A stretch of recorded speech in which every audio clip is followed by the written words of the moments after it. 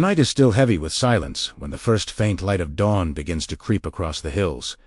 The cave is dark and cool, and the people inside are curled against the stone floor, their bodies pressed close to one another for warmth. The fire in the center has burned low during the night, and only a few glowing embers remain hidden under a thin layer of ash.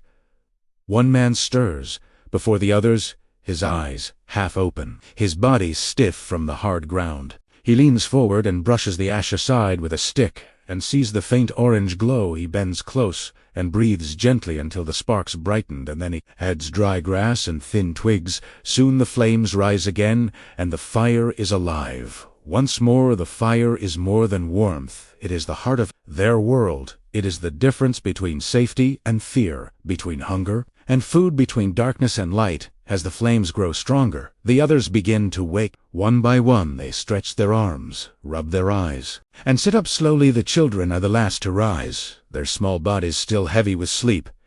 The first task of the morning is always the same: to make sure the fire is strong enough to last through the day. Without it, the cave would be cold and unprotected. Without it, there would be no cooked food and no light to push back the shadows outside the cave. The world is waking too. The birds begin to call from the trees. The sound of water can be heard faintly from the stream below. The air is cool and damp, carrying the smell of earth and leaves. Some of the women take hollowed pieces of wood and walk toward the stream to fetch water. Their bare feet press into the soil, leaving soft prints behind them. They move carefully, watching for snakes or sharp stones. When they reach the stream, they kneel and fill their containers. The water is cold and clear, and they drink deeply before carrying it back to the cave. Others begin to gather leaves, berries, and roots from the bushes nearby. They know which plants are safe and which are dangerous, knowledge passed down through stories and practice. Every handful of berries is precious. Every root pulled from the ground is a small victory. The hunters prepare for their day. They sit near the fire, sharpening their stone tools against other stones. The sound of scraping echoes softly in the cave. The spears are simple wooden shafts, with sharpened tips hardened in the fire or tied with stone blades. Yet in their hands, these are treasures, carefully made and carefully guarded. The hunters check the points, run their fingers along the edges, and tie the bindings tighter. They know that the success of the day may depend on the strength of these tools. The morning is filled with quiet, purposeful movement. There is no rush, no shouting, no wasted energy. Every action is part of the same rhythm. The sound of footsteps on soil, the rustle of leaves, the splash of water in the stream, the crackle of the fire inside the cave. The children play with small stones, stacking them or scratching lines into the dirt. Their laughter is soft, but it carries through the cave and makes the elders smile. The elders sit near the fire, their faces lined with years of survival. They watch the younger ones with calm eyes. Sometimes they speak in low voices, reminding the hunters of the dangers of the forest, or teaching the women which plants to avoid. Their words are slow and measured like the fire itself, steady and constant. The sun climbs higher, and the light grows stronger, spilling into the cave and painting the walls with gold. The shadows retreat, and the air warms. The people eat a small meal of berries, roots, and dried meat from the day before. It is not much, but it is enough to give them strength for the tasks ahead. They chew slowly, savoring each bite, because they know food is never guaranteed. The hunters rise and take their spears. They tie small pouches around their waists to carry what they may find. They look at one another silently and then step out of the cave into the open land.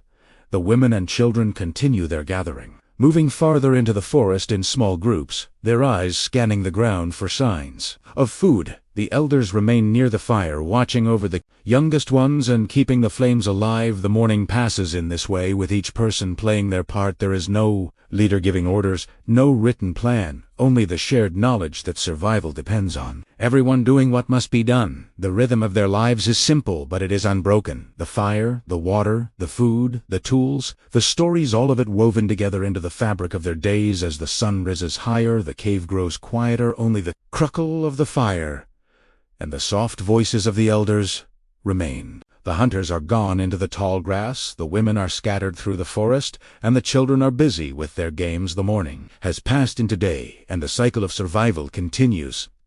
The sun climbs higher and higher until the light is sharp and the air grows heavy with heat. The hunters step out of the cave and into the tall grass there, spears gripped tightly in their hands, their eyes scanning the land for signs of movement. They walk slowly, At first, their bare feet pressing into the soil, leaving faint marks behind them, the grass brushes against their legs, and the sound of insects hums all around the forest, is alive with noise, but they listen for something different. The snap of a twig, the rustle of leaves, the faint call of an animal. Carried on the wind, they know the land. Well, they know where the deer sometimes pass, where the rabbits dig their burrows, where the birds gather in the trees, but knowing does not mean finding. And finding does not mean catching. The hunt is always uncertain. Sometimes the day ends with nothing but scratches and hunger. Sometimes it ends with meat roasting over the fire. The hunters move in silence, their bodies tense with both fear and hope. They crouch low when they see tracks in the dirt. They touch the ground with their fingers, feeling the shape of the print. They whisper to one another. In short, sounds pointing toward the trees ahead. The chase begins slowly. They creep forward, step by step, their eyes fixed on the shadows between the trunks. Then suddenly a rabbit darts out from the grass, and the hunters spring forward, spears raised. The rabbit is quick to quick. It disappears into the undergrowth, and the hunters are left breathing hard, their spears still in their hands. They do not shout, they do not curse, they simply move on because this is the rhythm of their lives. Forest does not give easily. While the hunters are away, the women and children are busy in their own search. They move through the forest in small groups, their eyes scanning the ground for berries, roots, and nuts. Every small discovery is precious. A handful of berries can mean comfort for the night. A root pulled from the soil can mean strength for the next day. They know which plants are safe and which are dangerous. Knowledge passed down through stories and practice. The children watch and learn, their small hands helping to gather what they can. Sometimes they laugh when they find a bush heavy with fruit. Sometimes they grow quiet when the forest feels too still. The women carry their finds in woven baskets, made from reeds and branches. The baskets are rough, but strong enough to hold the day's gathering. They move carefully, always alert for snakes or wild animals. The forest is both friend and enemy, gives food, but the hunters continue their search. The sun is high now, and the heat presses down on their backs. Sweat runs down their faces, and their mouths grow dry, but they keep moving. They follow the tracks of a deer through the grass. They move quickly. Now their bodies low, their spears ready. The deer appears ahead, its ears twitching, its body tense. It senses danger and bolts. The hunters run after it, their feet pounding the ground, their breath heavy in their chests. The chase is long and hard. The deer is fast, but the hunters are many. They spread out, trying to cut off its path. One spear flies through the air, but misses. Another hunter closes in and thrusts his spear forward. The deer stumbles, but does not fall. It runs again into the trees and disappears. The hunters stop, their bodies bent with exhaustion, their chests rising and falling with each breath. They stand in silence for a moment, then slowly turn back. They know the chase is not over, but they also know the forest decides who are long and heavy. The sun burns overhead and the ground is hot beneath their feet, yet they continue because there is no choice. Survival is not a story of glory but of repetition, the same search, the same struggle day after day. Sometimes they find nothing and return to the cave with empty hands. Sometimes they find enough to feed everyone, and the night becomes a celebration. The hunters know this, the women know this, the children know this. The hunters rest for a while beneath the shade of a tree. They drink from the stream and wash the sweat from their faces. The water is cool and clear, and it gives them strength to continue. They sit in silence, listening to the sounds of the forest, the call of birds, the rustle of leaves, the distant cry of an animal. They sharpen their spears again, their hands moving slowly and carefully. Then they rise once more and step back into the tall grass. The hunt is not finished until the sun begins to fall. Cave, their baskets filled with what they have gathered. The children are tired, their feet dusty, and their hands stained with berry juice, but their eyes are bright with pride.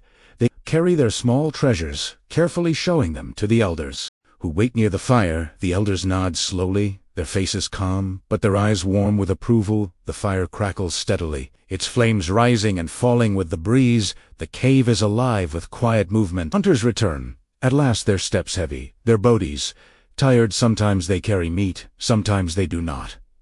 But always they return with the same silence, the same steady eyes. The group gathers around them, waiting to see what the forest has given today. If there is meat, it is laid near the fire. If there is none, the berries and roots will be shared more carefully. Either way, the day is passed in the same rhythm, the search, the struggle, the return. They sink lower in the sky, the light softens and the shadows grow long. The heat fades slowly and the air cools. The people of the cave gather closer to the fire, preparing for the night ahead. The long day is ending, and the cycle of survival has carried them once more from dawn. The sun has already slipped behind the mountains, and the sky is painted with deep shades of red and purple. Before fading into the dark, the hunters return slowly, their steps heavy, their bodies tired. Some carry meat across their shoulders, others return with empty hands, but all of them carry the same silence, the same steady eyes. The women and children are already near the cave, their baskets filled with berries, roots, and wood. The elders sit close to the fire, feeding it with sticks, so the flames rise higher and push back the shadows. The people gather together, and the day begins to fold into night. The fire becomes the center of everything. Its light flickers across the stone walls of the cave. Its warmth spreads across their skin. Its smoke curls upward into the air, carrying the smell of roasting meat. The children sit, close their eyes wide as they watch the flames dance. They are tired from the long day, but the fire holds them awake for a little while longer. The hunters place the meat on wooden sticks and hold it over the flames. The fat drips into the fire and hisses. The smell fills the cave and makes everyone lean closer. The women share the berries and roots they gathered, passing them from hand to hand. Nothing is wasted. Every bite is precious. The meal is not only food, it is proof that they have survived another day. And survive. And the food is ready. They eat slowly, chewing each piece with care. The children laugh softly as they taste the sweetness of berries after the heaviness of meat. The elders eat in silence, their faces calm, their eyes reflecting the firelight. When the meal is finished, the bones are set aside, the baskets are emptied, and the fire is fed again with more wood. The night has fully arrived now. The stars shine above, countless and bright. The moon rises slowly, casting its pale light across the land. The forest around them is alive with sound, the call of insects, the distant cry of an animal, the rustle of leaves in the wind. But inside the circle of firelight there is safety, there is one together. The elders begin to speak, their voices low and steady, carrying across the group. They tell stories of hunts long past, of dangers faced, and of lessons learned. One story is about a time when the river flooded, and the people had to climb high into the trees to survive. Another story is about a great hunt, when many men worked together to bring down a huge animal that fed the group for many days. The children listen, with wide eyes, their bodies leaning closer to the fire. The stories are not only entertainment, they are memory, they are teaching. They are the way knowledge survives from one generation to the next. The young learn which plants are safe, which animals are dangerous, how to follow tracks, how to keep the fire alive. The stories are there. As the stories continue, the fire crackles and the sparks rise into the night.